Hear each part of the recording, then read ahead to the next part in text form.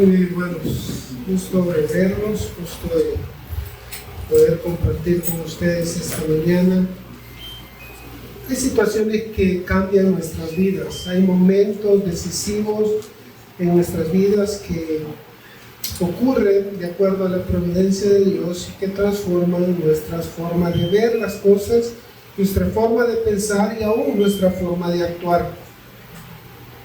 No es oculto de que cuando uno lee, por ejemplo, el libro de Daniel y hablando sobre las 70 semanas, la semana 69 abarca un periodo de 483 años.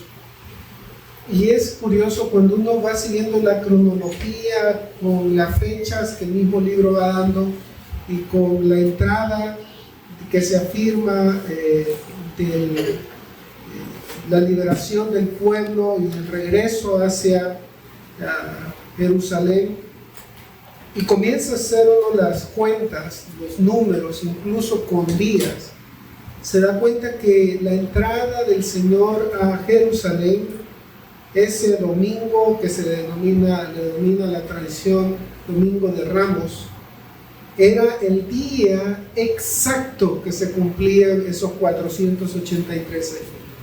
No podía ser ni un día más ni un día menos. Y eso muestra que Dios tiene control de los tiempos. Eso demuestra que Dios tiene control de las épocas y de cada cosa en la vida de Jesucristo, en la vida nuestra, en la vida de su iglesia. En Juan capítulo 7, versículos 1 al 13, encontramos dos situaciones previas a la manifestación pública de Jesús que nos ayudarán a contemplar la sabiduría de las disposiciones divinas acerca de la vida de Cristo. Dos situaciones previas a la manifestación pública de Cristo que nos ayudarán a contemplar la sabiduría divina de sus acciones en la vida de Cristo. En el capítulo 6, recordarán ustedes, estuvimos observando cómo la última parte del capítulo 6, fue una parte muy compleja. Hay una discusión en la sinagoga de Capernaum que provoca desde ya una hostilidad que va en crecimiento con los líderes religiosos, con Cristo, con el Señor Jesucristo. Y realmente, ustedes saben, el Señor ha hecho buenas obras, grandes obras. En el capítulo 6, la alimentación de los 5,000, luego hay una instrucción específica hacia los discípulos, y luego esta discusión que se torna más o menos acalorada. De hecho, algunos dicen de que abandonan al Señor Jesucristo durante este tiempo y ya no le siguen más. De hecho, es claro que Jesús no tiene la intención de caerle bien a todos. Obviamente Él quiere salvarlos a todos, pero eso no lo va a hacer sino por medio de la verdad de Dios, hablándoles la palabra de Dios, diciéndoles la verdad de Dios. Y algunas de esas cosas les van a ofender, les van a herir sus egos, sus pensamientos, sus ideas y su corazón orgulloso. Es por eso que en el capítulo 7 arranca el capítulo 7, donde se describe el quinto discurso de Cristo acerca de todos los discursos que Él va dando en el Evangelio de Juan. Recuerden, Él va mostrando señales, obras que Jesús hacía, obras extraordinarias que Él hacía, curaciones y otro tipo de obras que certificaban que Él era el Hijo de Dios, el Mesías, el enviado. Y Y esto tenía la finalidad de que todos creyeran, de que aquellos que escucharan estas cosas creyeran, como nos lo dice el capítulo 20, versículo 30-31. Así que esta mañana, si se ponen de pie, leemos capítulo 7 de Juan, versículos 1 al 13. Capítulo 7, versículos 1 al 13.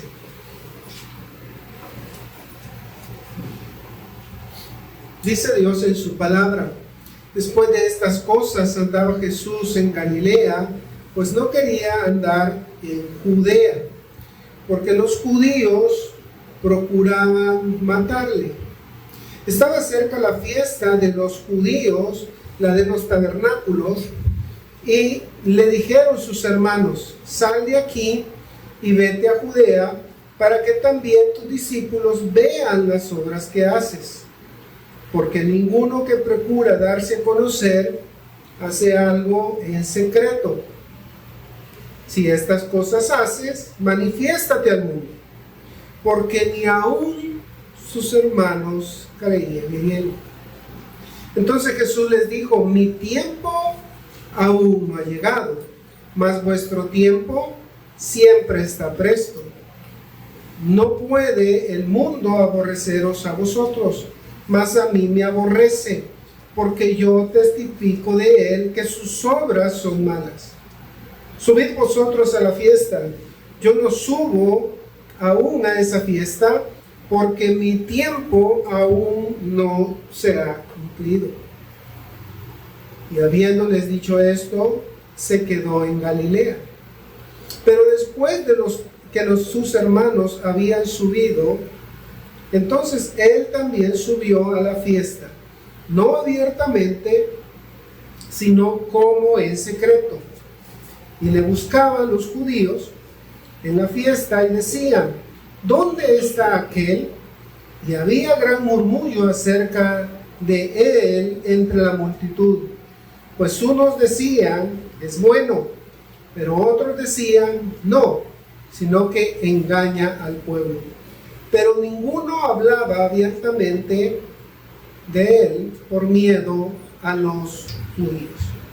Vamos a orar, hermanos. Padre, te damos gracias por este tiempo, porque nos permites meditar en tu palabra, porque nos permites contemplar tu belleza y tu hermosura. Queremos, Señor, en esta mañana poder contemplar ese cuidado generoso que tú tienes de tu pueblo, en la vida de nuestro Señor Jesucristo, como tú tuviste cuidado de él y como él se sujetó también a tus tiempos, a los tiempos que tú habías establecido, cómo pudo discernir que esos tiempos eran tus tiempos, Señor. Ayúdanos a poder aleccionarnos de eso y poder meditar en tu palabra. Que tu palabra obre en nuestras vidas, transforme nuestras mentes y motive nuestras voluntades para ser puesta por obra. Te agradecemos en el nombre de Cristo. Amén y amén. Muy bien, hermanos. Creo que hay un problema con el aire, por eso nos pusimos así informales. Hay un problema con el aire, lo vamos a revisar esta semana para ver qué es lo que tiene. No sé si es el aire o es el aire de afuera, pero algo ha de ser. Así que lo importante es que estamos con bien. Si sentimos calor es porque estamos vivos. Si estamos vivos, no estamos vivos. Muy bien.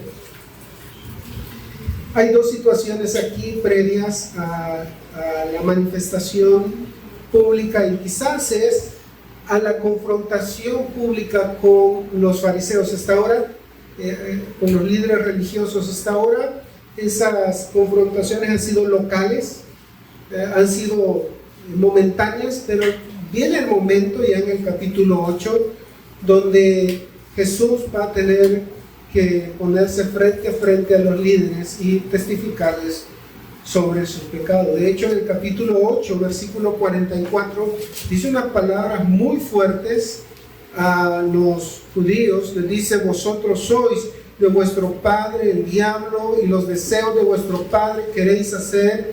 Él ha sido homicida desde el principio y no ha permanecido en la verdad, porque no hay verdad en él. Cuando habla mentira, de suyo habla, porque es mentiroso y padre de mentira.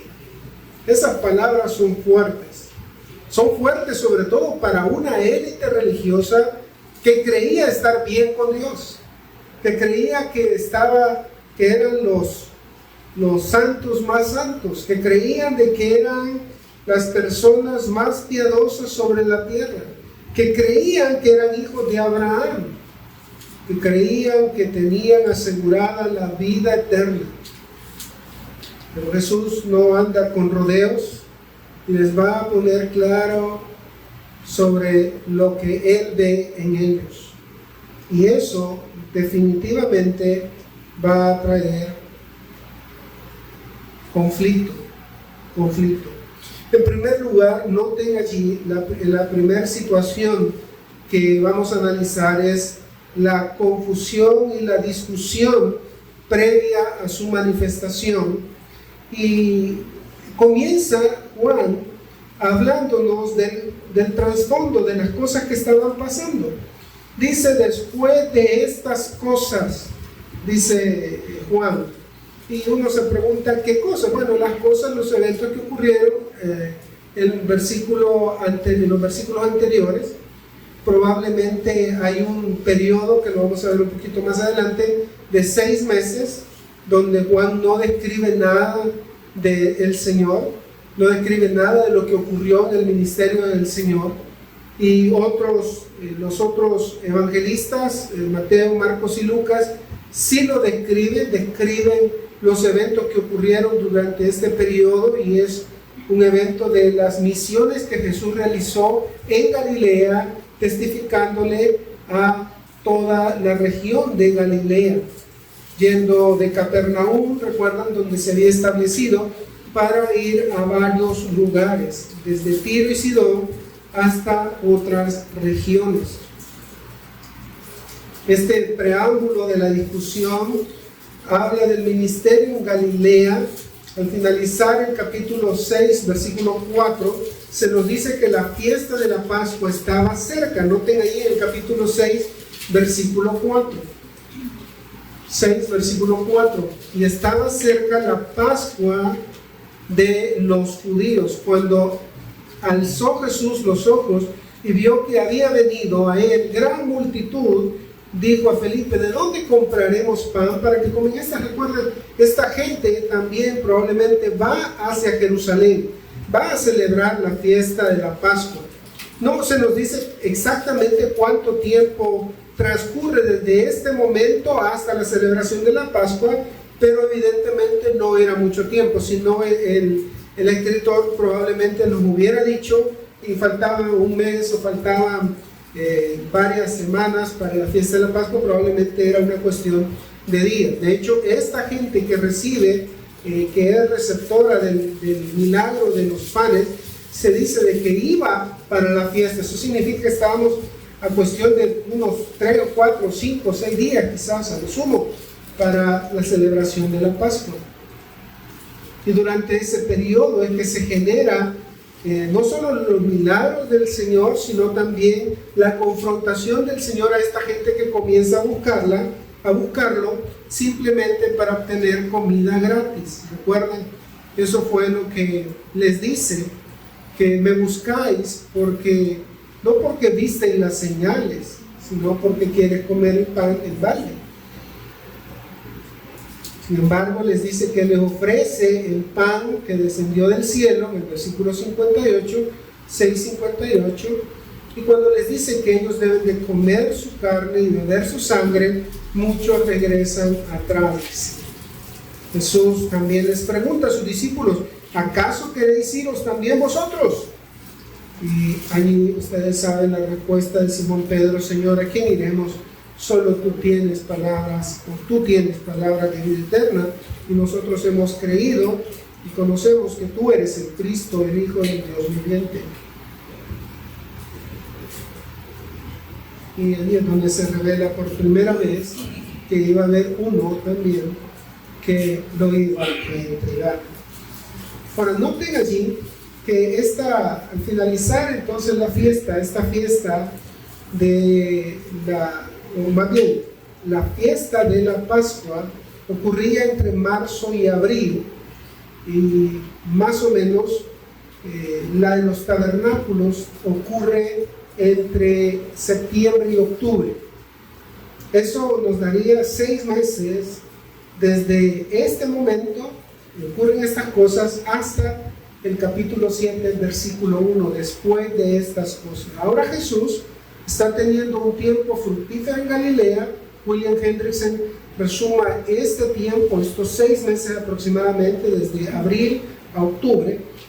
Dice de que el Señor, por ejemplo, fue de Capernaum en Galilea hasta los límites de Tiro y Sidón, atravesando una gran parte de Galilea. Luego, saliendo de Galilea, cruzó hasta Decápolis y regresó de nuevo a Galilea. Recuerden, Decápolis estaba al otro lado del Jordán. Luego salió de nuevo hacia la región de Cesarea de Filipo, una región portuaria, y finalmente, abarcando otro gran sector del territorio galileo, regresó a Capernaum. Noten cómo las misiones en esa región fueron intensas durante estos 6 meses. El Señor iba, predicaba, proclamaba el Evangelio, les enseñaba la verdad de Dios. Gracias, hermano, muy amado. Como no estoy acostumbrado a que estemos en calor y que estamos teniendo que sudar, no me traje nada. Gracias, hermano. De manera que fue un tiempo bastante activo. En algunas partes de este tiempo había tenido algunas confrontaciones con los líderes religiosos, pero era en Jerusalén donde había tenido el mayor conflicto después del milagro de la sanidad de un hombre, recuerdan, paralítico. Esto se nos dice en Juan capítulo 5, versículo 16 al 18, donde la Escritura dice: y por esta causa los judíos perseguían a Jesús, y noten aquí, y procuraban matarle. O sea, de seguro desde el capítulo 2, cuando Jesús entra al templo, recuerdan, hace el azote de cuerdas y les dice que han hecho de la casa de su padre casa de mercado. Desde ahí como que ya les comenzó a caer gordo el Señor, les comenzó a caer un poco mal. Les estaba denunciando, los estaba exhibiendo, les estaba diciendo que era un atajo de codiciosos, perversos. Jesús le respondió: mi Padre hasta ahora trabajo y yo trabajo. Por esto los judíos aún más procuraban matarle, porque no solo quebrantaba el día de reposo desde su punto de vista, sino que también decía que Dios era su propio Padre, haciéndose igual a Dios.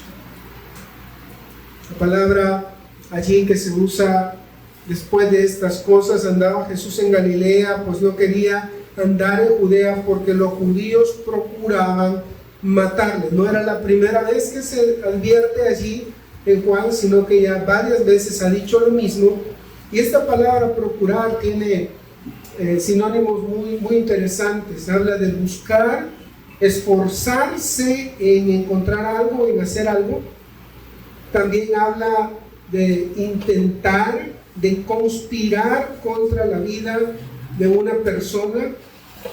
Involucra una resolución de la voluntad, dice el diccionario de Vine. En Juan casi siempre se traduce como procurar. Hecho en capítulo 5, versículo 16, capítulo 5, versículo 18, capítulo 7, versículo 1, versículo 10 y versículo 30. Ese es el sentido, procurar.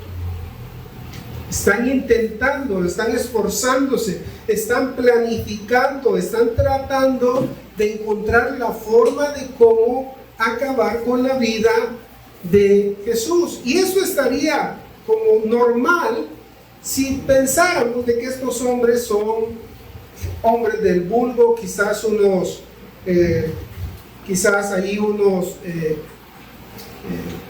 amigos de Judas, el celote, que eran revolucionarios que querían derrocar al imperio romano.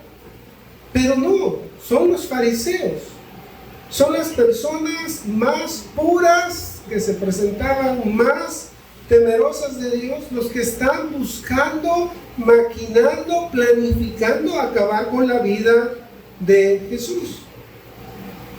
Esto dice mucho de la forma en cómo veían ellos la religión. Cómo veían ellos la religión. Quizás en este sentido procuraban ser la mejor traducción, aunque debe hacerse el énfasis del fuerte deseo que lo motiva. En este caso, un deseo pecaminoso que enceguece a la persona para hacer algo que sus sentimientos quieren, aunque no sea ni conforme a la voluntad de Dios, ni siquiera razonable lo que quieren hacer. Ellos están procurando acabar con la vida de un hombre santo. Y la única vez que quizás vemos de manera tan clara eso, o al menos, quizás no la única vez, sino la vez más prominente donde vemos eso, aunque otras veces se ve, pero es en la creación. Justamente después del pecado de Adán y Eva, ¿recuerdan? En el capítulo 4, Caín es advertido que su ofrenda no fue aceptable delante de Dios porque él la ofreció con un corazón corrupto, con un corazón pecaminoso. Dice que Dios no vio con buenos ojos la ofrenda, no vio con buenos ojos a Caín y a la ofrenda suya.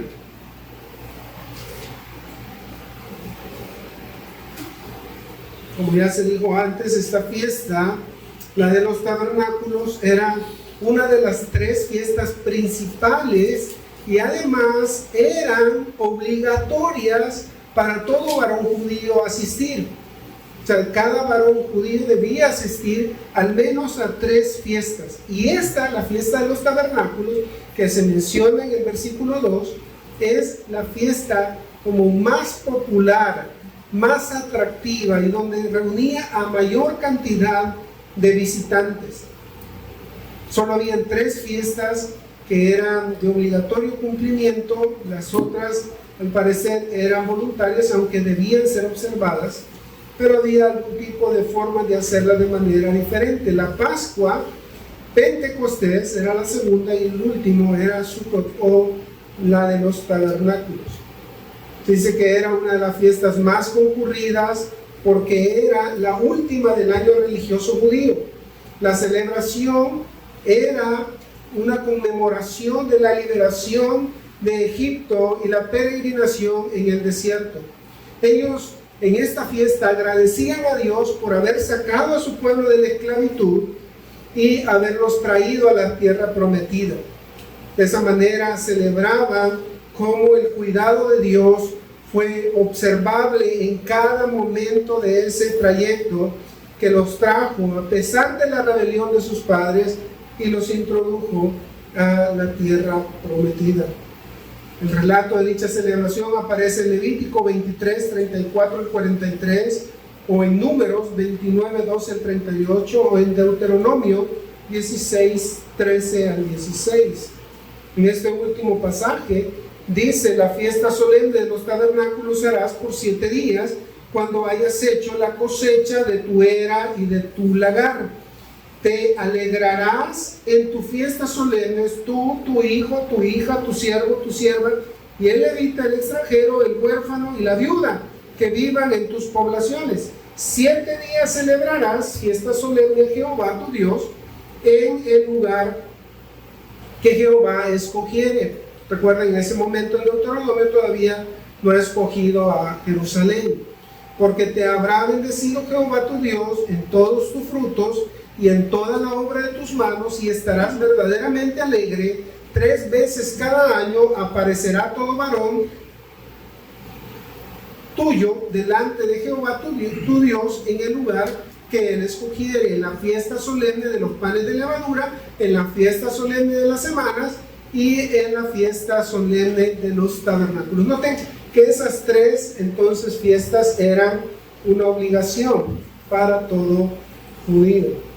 De manera que esta quizás es la razón por la que los hermanos comienzan a presionar a Jesús para que Jesús se presente delante de la élite religiosa en Jerusalén. Querían saber si era cierto que él era el Mesías, como lo había proclamado algunas veces antes. Querían que él hiciera esas señales delante de la élite judía para que ellos dictaminaran si realmente él era el Mesías. Jesús había alertado a sus discípulos durante este periodo de su ministerio en Galilea sobre que había una gran posibilidad de una confrontación directa en la fiesta, y les ha advertido innumerables veces que será entregado para morir por el pueblo. Esto se puede corroborar, por ejemplo, en Lucas 9:22, donde Jesús dice: es necesario que el Hijo del Hombre padezca muchas cosas y sea desechado por los ancianos, por los principales sacerdotes y por los escribas, y que sea muerto y resucite al tercer día. Otros pasajes son Mateo 16, 21 al 23, Marcos 8, 30 y 31, donde Jesús está alertando sobre lo que va a ocurrir. Noten que la provocación de la discusión de este evento, antes de esta discusión con sus hermanos, comienza en el versículo 3, cuando ellos le dicen, y le dijeron sus hermanos: sal de aquí y vete a Judea, para que también tus discípulos vean las obras que haces, porque ninguno que procura darse a conocer hace algo en secreto. Si estas cosas haces, manifiéstate al mundo. Noten allí, es importante notar la provocación de la discusión. Sin aviso a sus hermanos, aunque creo que ya se ha aclarado esto en el capítulo 2, específicamente en el 2:12, donde dice que descendieron él, su madre y sus hermanos. No estamos pensando en estas personas que dice aquí que son sus hermanos como familiares, primos o incluso hermanos de fe.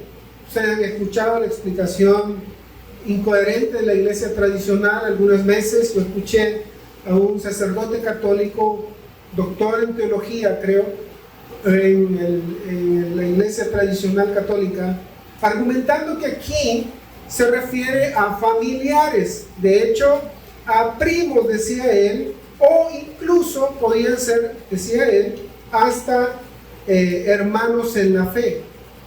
Pero esto es ridículo. Primero porque en el capítulo 2 Juan hace una diferenciación allí entre él, su madre, sus hermanos y sus discípulos. No estamos hablando de hermanos en la fe, ahí claramente están separados los discípulos, que eran sí sus hermanos en la fe, y sus hermanos en sangre. Y aquí, en el versículo 5, va a decir claramente que ni aún sus hermanos creían en él, por lo tanto tampoco son hermanos en la fe. Parece más lógico pensar que se trataba de hermanos en sangre. Ustedes saben que eso lo hacen de desvirtuar de que Jesús tenía más hermanos, porque quieren mantener su doctrina acerca de la perpetua virginidad de María, pero eso no es posible. De hecho, en Mateo se nos dice claramente los nombres de ellos. De hecho, 2 de ellos, quizás entre estos, probablemente entre estos que están aquí discutiendo con Jesús, más adelante, después de la resurrección, se van a convertir y van a comenzar a ser figuras claves dentro de la iglesia. Uno de ellos es Santiago, ¿verdad? Y el otro de ellos es Judas. Y por cierto, ese Judas no es Judas Iscariote, sino Judas es el medio hermano del Señor. Y lo aclaro porque un hermano me estaba contando un día que escuchó a un predicador decir: aún el perverso Judas tuvo su carta escrita. No estamos hablando del mismo Judas, pero bueno. Noten aquí que dice que ni siquiera sus hermanos creyeron en él. Habla de esto de creer en él, habla de tener fe, de considerar por cierto algo. Pero siempre se nos dice que debemos de creer en Jesús, pero ¿qué exactamente debemos de creer de Jesús? ¿Sencillamente debemos de creer que Él existe? Que mucha gente así lo piensa, ¿no? Serás salvo si crees en Jesús y, no, si yo creo que Jesús existió, pues ya está del otro lado, ya lo hiciste. ¿Será eso lo que Juan advierte acá? No lo creo. Esta palabra creer también tiene la acepción de obedecer, confiar, tener esperanza e incluso serle fiel. Pero es principalmente la fe en Cristo. Para los gentiles significa la conversión al Dios único, dice un diccionario. El verbo que se usa aquí como creer en Él se usa solo en 3 lugares. Aquí en Juan 12:11, donde se dice que muchos judíos creían en Jesús. En el capítulo 12 también, en ese mismo capítulo 12 de Juan, solo que en el versículo 37 dice que a pesar de las muchas señales que había hecho delante de ellos, no creían en Él. La pregunta sigue estando en pie: ¿creer en qué? Creer que Jesús, en este contexto, es el Hijo de Dios. En otras palabras, creer que Él es el Mesías, el enviado de Dios. Creer que su obra es suficiente para perdonar sus pecados.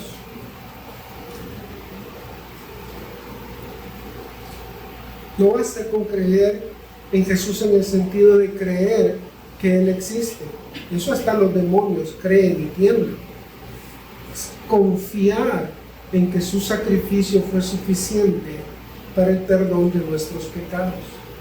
Es depositar nuestra confianza solo en Él para el perdón de nuestros pecados. La traducción más apegada, sin duda, aquí de creer es que estaban creyendo. Eso, así está conjugado el verbo que está allí de creer. Estaban creyendo, lo cual muestra que a pesar de sus declaraciones, obras y milagros, aún aquellas personas más cercanas, aquellas personas que estaban más cerca de Él, fueron las más endurecidas en sus corazones, al menos por algún tiempo. La demanda era clara de ellos: sal de aquí, vete a Judea, si estas cosas haces, manifiéstate a todos. Ellos están mandando a Jesús a que se dé a conocer a todos, a que se revele quién es. Ellos, por supuesto, no creen en Él. Lo dice claramente el evangelista. Sal de aquí, vete, le dicen, manifiéstate. Este último imperativo habla de una orden, algo que ellos quieren que comience a ocurrir ya. No le están dando la oportunidad de que sea después, que sea en el tiempo de Dios, que siga el curso de los eventos que Dios tiene planificados, sino quieren que se realice ya. Revélate ya, date a conocer ya, hazte visible, descúbrete. En Juan siempre se traduce como manifestar. Juan el Bautista dijo que su función de bautizar era con un solo propósito: para que Él fuese manifestado a Israel. Jesús manifestó su gloria por medio de las señales que hacía.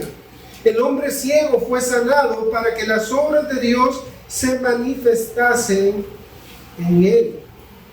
En 2 Corintios 5:10, todos compareceremos ante el tribunal de Cristo, y compareceremos habla de revelaremos, nos presentaremos delante de Él. Se descubrirá toda nuestra vida, aún aquella que está más oculta, aún las intenciones de nuestro propio corazón. Los hermanos de Jesús quieren que Jesús manifieste sus obras en ese momento a las personas que le seguían, quizás por celos. Pues no parece que quieran que Él sea reconocido como el Mesías, porque inmediatamente afirma que ellos no creían en Él.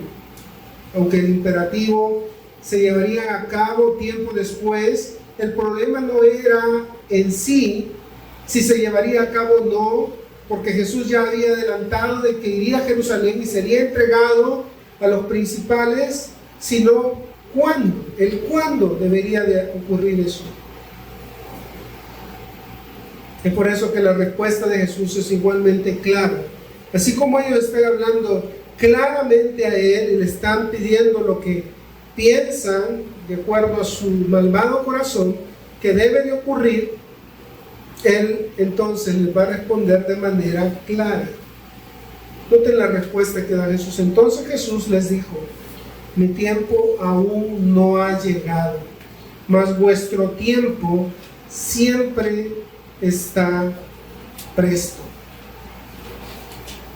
Aquí habla, esta palabra que se usa aquí, tiempo, habla del tiempo cronológico, o de donde derivamos esa palabra cronológico, que es cronos.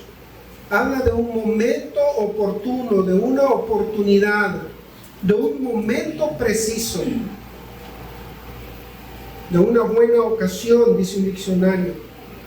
Juan usa el término kairos, solo aquí en 3 ocasiones más, en Juan 7, 6 y 8, y a ese momento crucial se refiere Jesús cuando anuncia: yo soy el Cristo y el tiempo está cerca. Ese tiempo oportuno, ese momento preciso donde será desvelado o develado a las autoridades judías.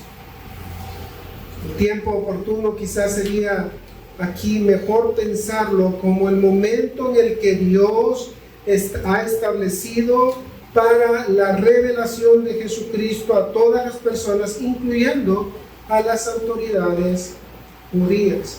Es el momento exacto. Faltan 6 meses para que vuelva a ocurrir la Pascua. Todavía no era el momento exacto. Aunque los hermanos pensaban y querían que Él se revelara ya a las autoridades, Jesús dice: mi tiempo todavía no se ha cumplido. Y la idea que tiene aquí es la idea del reloj de arena. Mi tiempo todavía no se ha llenado, o sea, todavía se ha completado, se ha terminado mi tiempo. El tiempo de su ministerio en la tierra, todavía tenía que ocurrir algunas cosas. El doctor MacArthur, hablando sobre esto, dice: Él no permitiría que el escepticismo de sus hermanos dictara sus acciones. Su curso de acción estaba determinado por el Padre soberano, quien todo lo orquestó en su tiempo. Así le había respondido el Señor a su madre en las bodas de Caná, sigue diciendo: aún no ha venido mi hora, le dijo. Allí también rechazó Cristo la presión de su familia por revelarse prematuramente. Él no se manifestaría antes del tiempo justo, el momento elegido por el Padre, dice MacArthur. Vuestro tiempo siempre está presto. Contrario a mí, el tiempo que a ustedes les parece conveniente siempre está dispuesto. Cualquier tiempo es bueno. Para ellos el tiempo, la ocasión de subir a la Pascua no era relevante.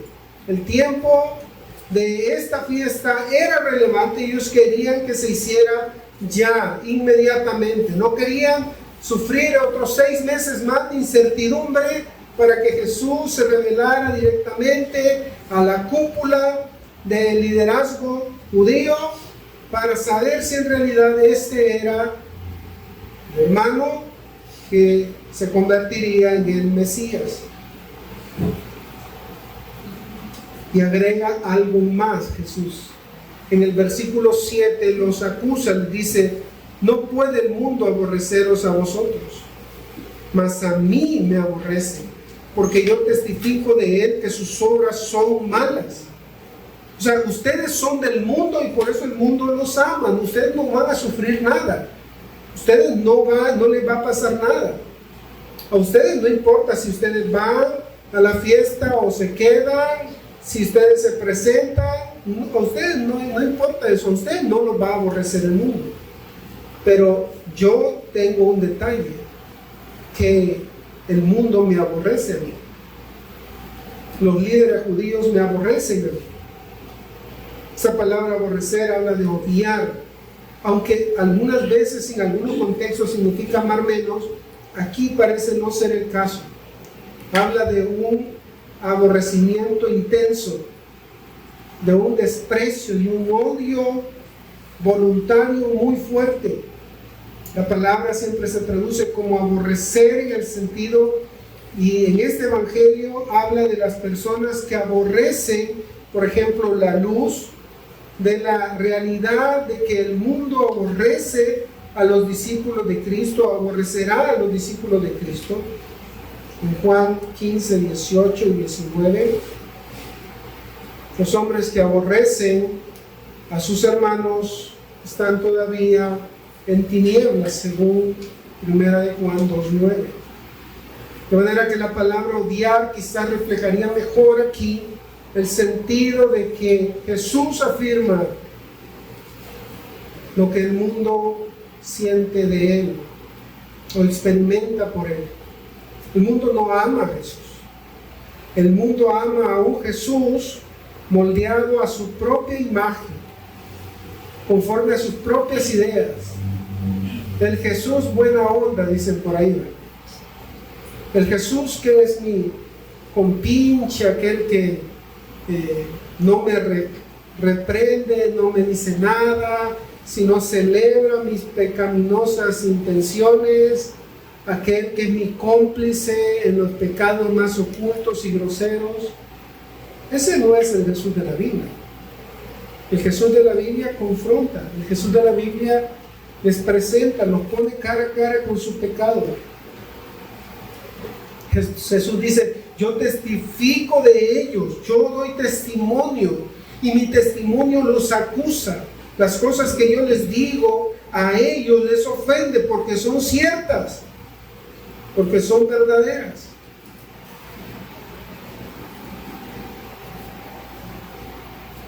Un testigo en la antigüedad no solo era aquel que decía algo relevante, sino aquel bajo su testimonio podía alguien ser condenado. Llama a dos testigos. Eran personas que verificaban la situación, no solo personas que decían algo, sino personas que verificaban la situación para verificar si estaba conforme a la palabra de Dios o podía ser desestimada. El testimonio de Jesús es constante, es habitual. Él testifica continuamente de que el mundo es malo, de que sus obras son malas, de que están condenados, que necesitan arrepentirse, que necesitan creer en Él. El mundo escuchará de Jesús que les dice que aquel que no ha creído en Él ya ha sido condenado. Y obviamente eso va a traer aborrecimiento del mundo. El mundo no quiere escuchar eso. El mundo odia la luz. El mundo no quiere la verdad. Odia la verdad, tergiversa la verdad. Ahora noten en el versículo 8, es interesante. Subid vosotros a la fiesta. Yo no subo todavía a esta fiesta porque mi tiempo aún no se ha cumplido. Pero inmediatamente después, en el versículo 10, vemos que Él sube. Entonces alguien podría pensar, bueno, quizás entonces aquí Jesús, aquí pateó el cable. Quizás aquí sí pecó el Señor ahí, porque dijo de que no iba a subir pero después sube. Y la realidad es que lo que Jesús está diciendo en el versículo 8 no es que no va a subir, es que no va a subir todavía. No va a subir en ese instante que ellos quieren que suba, junto con ellos, junto con la caravana de peregrinos que se contaba por miles. No, Él no va a subir con ellos, no está interesado con ellos. Y eso tenía una razón. La razón era de que ya antes los hombres, al ver las señales que Jesús hacía, habían querido hacerle rey. ¿Se acuerdan? En Juan capítulo 6, versículos 14 y 15, dice: aquellos hombres entonces, viendo la señal que Jesús había hecho, dijeron: este verdaderamente es el profeta que había de venir al mundo. Pero entendiendo Jesús que iban a venir para apoderarse de él y hacerle rey, volvió a retirarse al monte del Sol. Esta multitud de peregrinos caminando hacia Jerusalén desde Galilea, donde Jesús había tenido un ministerio muy activo durante los últimos 6 meses, donde probablemente había sanado a miles de personas, donde probablemente había testificado a muchas personas, donde muchas personas habían creído en él, seguro iba a ocasionar un revuelo intenso. Cuando lo vieran a él subir, ellos pensarían: ahora es el momento, ahora él va a venir y va a apoderarse de Jerusalén y va a echar a todos los líderes religiosos, va a echar a los romanos, y entonces se va a establecer el reino. Por eso es que Jesús dice: no, yo no subo aún, todavía no es el momento, no quiere que eso ocurra, porque él va a ser entregado, él sabe que va a ser entregado, pero no en ese momento, sino él tenía que morir en la Pascua, como el Cordero de Dios que quita el pecado del mundo, ¿recuerdan? No era en esta fiesta. Ahora noten, Jesús se queda entonces en Galilea por un par de días después, probablemente, porque según el versículo 14 dice que él, según el versículo 10 dice que él subió a Galilea, y además dice en el versículo 14 que subió a la mitad de la fiesta. Estamos hablando, si la fiesta duraba 7 días, de sábado a sábado, él tendría que haber estado llegando un día miércoles aproximadamente, a la mitad de la fiesta. ¿Por qué llega a la mitad de la fiesta? Bueno, porque ya en ese momento todos los peregrinos ya habían subido a Jerusalén, ya todos estaban allí. Él decide venir a Jerusalén en ese momento para pasar inadvertido. Él sabe que tiene que ir y va a ir. Él no niega que va a ir. Él lo que niega es que va a ir de acuerdo a las pretensiones y a los estándares y a los tiempos del mundo.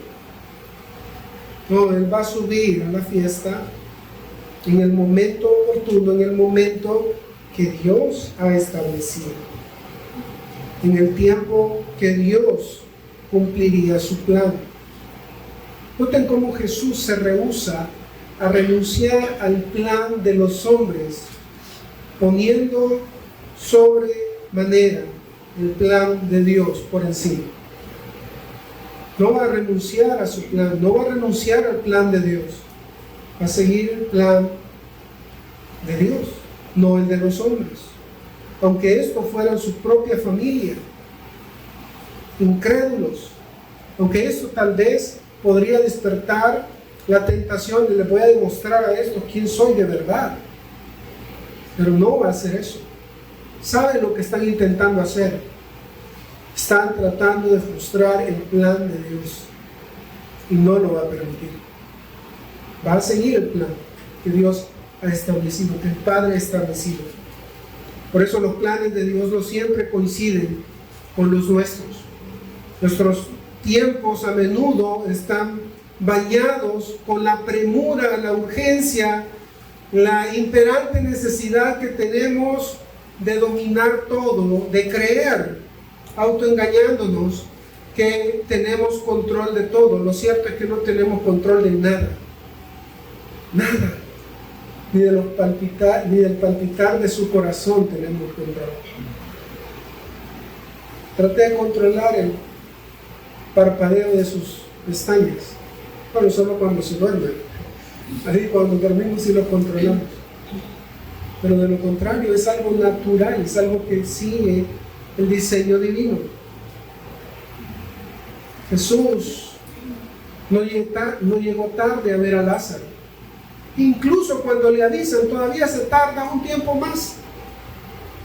Y Jesús después dice que lo hace porque de esa manera Dios sería aún más glorificado. No era lo mismo que llegara estando enfermo Lázaro, que le pusiera las manos y sanara. Eso él lo había hecho antes y ellos lo habían visto antes. Pero resucitarlo de entre los muertos cuando ya estaba dentro de la sepultura, donde ya olía feo, eso no lo hacía cualquiera. Y eso traería mayor gloria a Dios. Hermanos, cuánta falta nos hace confiar en los tiempos de Dios y someternos a ellos. Algunas veces queremos que Dios actúe inmediatamente, como si nosotros fuéramos los amos y Él nuestro siervo. Queremos que Él sane ya, queremos que Él provea ya, queremos que Él nos dé ya, queremos que Él haga ya, cuando no está dentro de los planes de Dios. Debemos de aprender a someternos a sus tiempos. Jesús aquí está proclamando ese maravilloso ministerio de su sumisión continua a la voluntad del Padre. Y no solo nos lo está diciendo en un discurso, sino lo está ejemplificando con su vida, sometiéndose a la voluntad del Padre, ciñéndose al plan que Dios ha trazado para su vida, no desviándose por la voluntad de otros, por el ejemplo de otros o por lo que otros quieran, sino siendo guiado por el Espíritu para seguir el plan de Dios.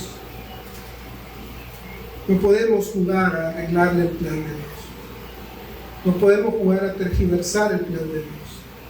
Ahora noten allí en la segunda parte, el segundo aspecto, segundo suceso que ocurre antes de esta manifestación pública de Jesús. Está en los versículos 10 al 13. Pero después que sus hermanos habían subido, entonces él también subió a la fiesta, no abiertamente, sino como en secreto. Y le buscaban los judíos en la fiesta y decían: ¿dónde está aquel? Y había gran murmullo acerca de él entre la multitud, pues unos decían: él es bueno, pero otros decían: no, sino que engaña al pueblo. Pero ninguno hablaba abiertamente de él por miedo a los judíos. Noten, la reacción diversa a esa manifestación de Jesús se presenta en los versículos 10 al 13. Primero, la reacción sumisa a la voluntad del Padre de Jesús en el versículo 10. Él no se sujeta a la voluntad de los hombres, sino a la voluntad de su Padre. Dice que Jesús subió como en secreto. Esto es algo muy raro, ya que había ido antes a Jerusalén. ¿Por qué no ir al comienzo de la fiesta ahora? ¿Por qué llega hasta la mitad de la fiesta? ¿Por qué entra como en secreto, como dice el evangelista? Porque ya se ha dicho antes, cuando se explicó acerca del tiempo oportuno, había una gran expectativa, no solo de los hermanos, sino también de la multitud y aún de los líderes religiosos en Jerusalén y de la multitud en Jerusalén. Jesús asiste y dice: pero como en secreto. Habla esto de oculto, privado. La palabra se usa o hace referencia a la limosna, que hay que darla en secreto sin que nadie más sepa, o la oración secreta del Padre. O sea, lo que está diciendo es que no subió de manera abierta, pública, con bombos y platillos, exhibiéndose, diciendo: mira, aquí estoy, yo soy el Mesías, aunque él ya había dicho eso antes. Pero sabía que si eso lo hacía en este momento, de seguro lo iban a capturar, como más tarde lo hicieron en Juan capítulo 18, recuerden. cuando lo capturen. Aquí, al final del capítulo 7, están enviando incluso a los alguaciles a capturarlo, y ellos regresan donde los fariseos y le dicen: no, realmente ningún hombre ha hablado de esta manera. No lo pudimos capturar porque este hombre seguro es de Dios. Si ellos le refutan y le dicen: ¿acaso ha creído alguien de los gobernantes en él? O sea, ellos están esperando al Mesías guerrero que vendría, según ellos, en ese momento. No ven nada de eso en Jesús. William Hendrickson afirma: ¿cómo pudo Jesús huir a Jerusalén en secreto? Las respuestas varían. Algunos son de la opinión de que esta era la única forma posible de que Jesús fuera, porque los caminos en esta época estaban desiertos, ya que las nutridas caravanas de peregrinos, incluyendo los hermanos de Jesús, ya habían llegado a la capital. Por eso, pero si la explicación, dice él, es tan obvia, entonces, ¿por qué mencionarla? Dice. Otros se inclinan a pensar que Jesús, acompañado solo de sus discípulos, escogió los caminos más solitarios, viajó solo o principalmente de noche, y no anunció públicamente su salida de Galilea ni su llegada a Jerusalén. No cabe duda, dice Hendrickson, que algo así es lo que quiere decir la afirmación de que Jesús subió en secreto. Jesús actuó de manera prudente. Él quería resguardar el plan de Dios, no quería estropearlo, y no iba a ceder ante las pretensiones de sus familiares. Morris incluso dice: es demasiado terminante. Quizás una mejor traducción sería como si fuera en secreto, indicando que Jesús, aunque intentó ser discreto, tampoco llegó a escondidas para que nadie, absolutamente nadie, se percatara de su presencia. La reacción pecaminosa de los judíos se nota en el versículo 11, porque ellos están preguntando: ¿dónde está aquel? ¿Dónde está aquel hombre? ¿Dónde está ese? Algo así es la idea de la traducción. ¿Dónde está ese hombre? Ese hombre que nos está causando tantos problemas, que está argumentando de que él es el Mesías. ¿Dónde está ese tal hombre? Hombrecillo quizás. Continuamente Juan el Amado está recordando que algunas veces las obras de Jesús incomodaban a las personas, y a estos líderes judíos aún más.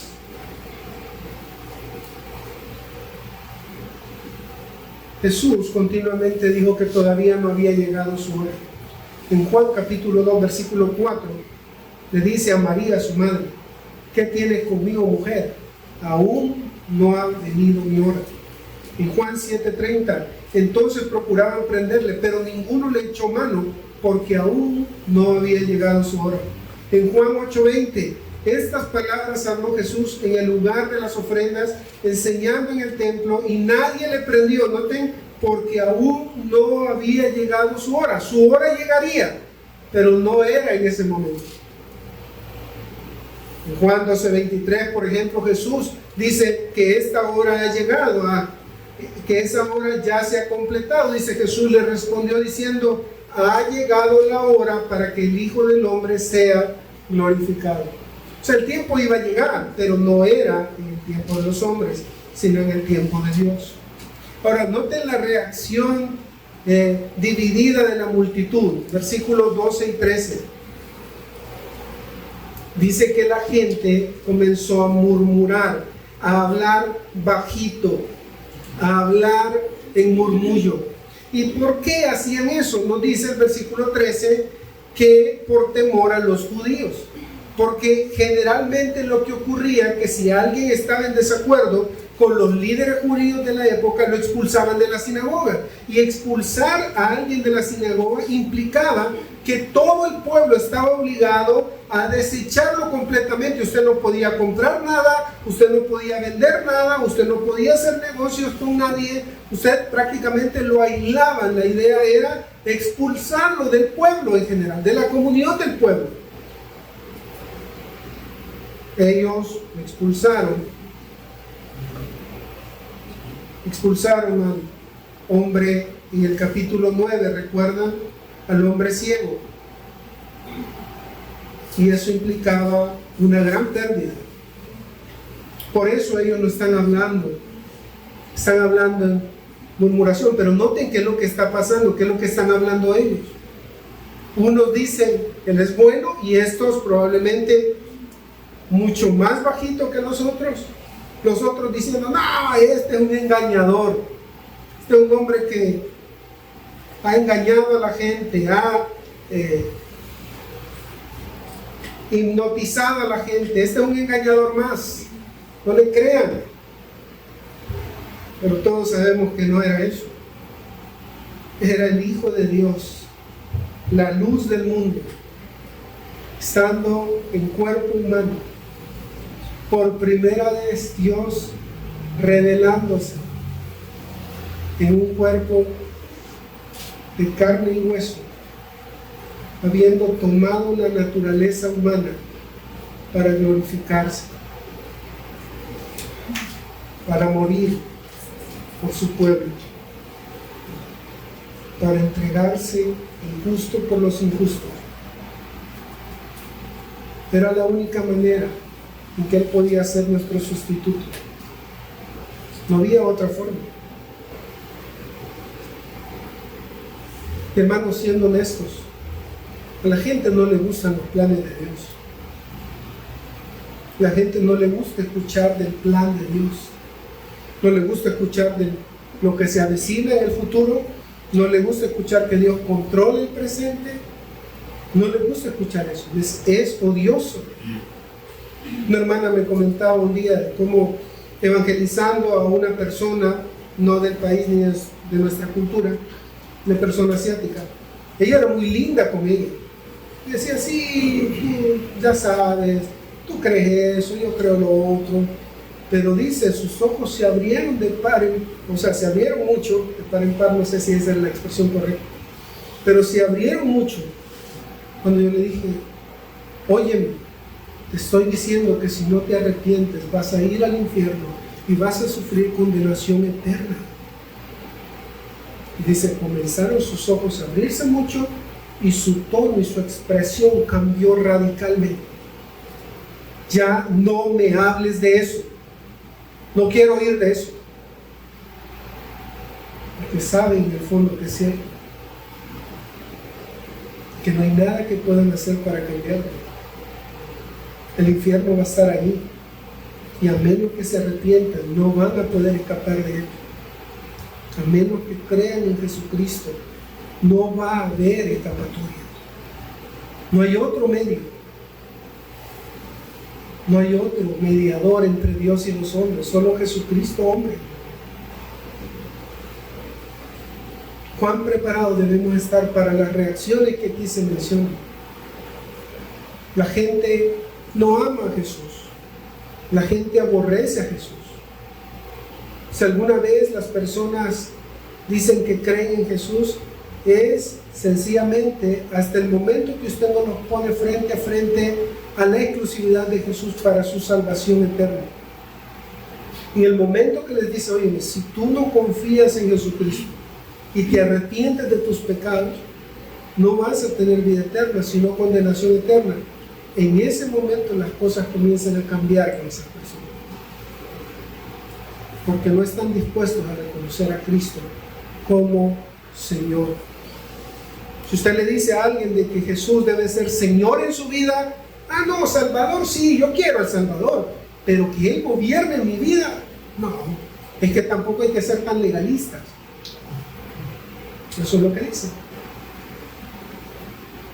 Pero todos sabemos que Jesús es no solo Señor de nuestras vidas, sino Señor del universo. Y Él debe ser exaltado. Él debe ser adorado, debe ser glorificado.